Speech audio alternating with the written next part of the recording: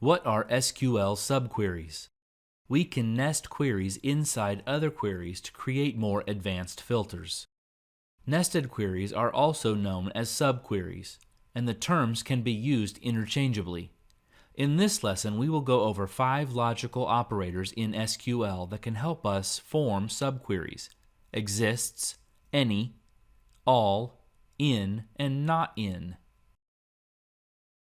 The exists operator can be used between the where keyword and the subquery. Remember that logical operators return a Boolean value of true or false. The exists operator returns true if the subquery returns at least one row, and false if it didn't return any rows.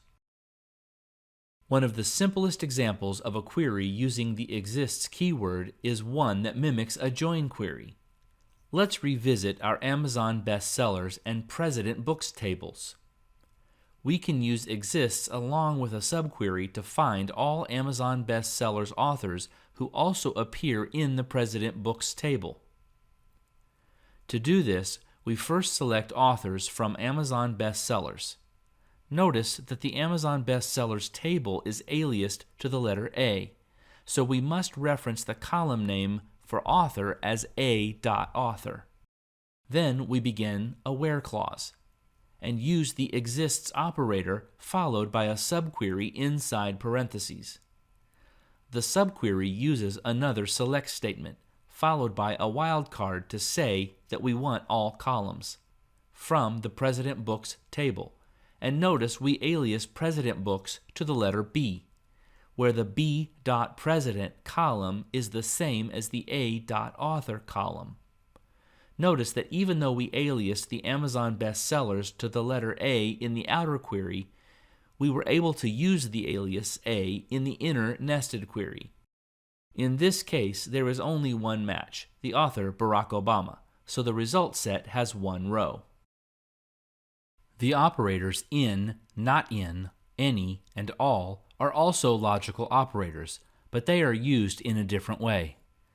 These operators are used to compare some value that you provide with the subquery's result set. You will always use them in this way. After the where clause, you will provide the value you want to compare to, then one of these operators, followed by a subquery. Let's go through them one at a time. We've discussed the in operator in a previous lesson on SQL conditionals. Let's look at the same example we used there.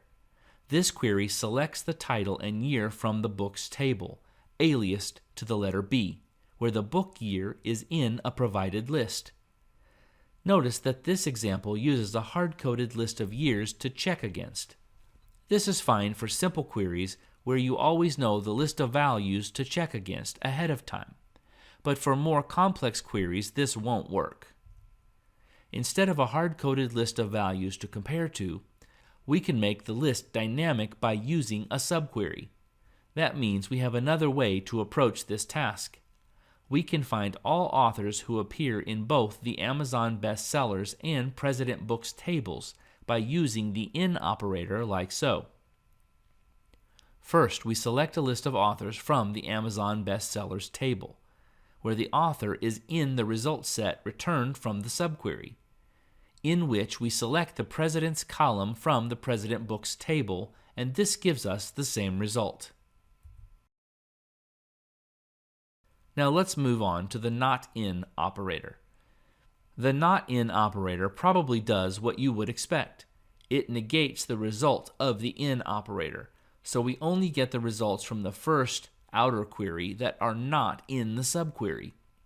Let's look at how we would find all authors in the Amazon bestsellers table who do not appear in the President Books table. We select the authors column from the Amazon bestsellers table. Then we filter that column to only include the authors that are not in the President's column from the President Books table. Let's move on to the any and all operators. Both of these keywords must be preceded by one of the comparison operators shown here. We use them to filter results based on comparison with the result set of a subquery. Let's look at an example of a query to find all titles and years for books that were published before at least one president's book. First, we select the title and year columns from the Amazon bestsellers list. Then, after the where keyword, we provide a value. In this case, what we want to check is the year column. That means we will iterate through every year in the Amazon bestsellers table, and for each of those years, we will compare it to see if it is less than any of the years from this subquery, which is for the years column of the President's Books table. That doesn't mean it has to be less than all of the years in the President Books table. If it is less than any single one year from the President Books table, it fulfills this condition. If the result is true, then we will add that year, as well as its corresponding title in the title column to the final result set. In this case, the most recently published President's Book is from 2020. So the title and year for any Amazon bestseller book that was published before 2020 is added to our final result set. We can use all in a similar fashion, only the comparison must evaluate to true for every row in the subquery's result set instead of just one. Here's an example where we're trying to find authors in the Amazon bestsellers table whose first name is alphabetically greater than every first name in the President Books table. Alphabetically greater means further down the alphabet, by the way, so Michelle is alphabetically greater than Barack, for example. Let's look at the query. It will first select all the authors from the Amazon bestsellers list. Then it will go through those authors and look for ones that are greater than all the president names in the President Books list. In this case, the alphabetically greatest name in the President Books list is Joe Biden.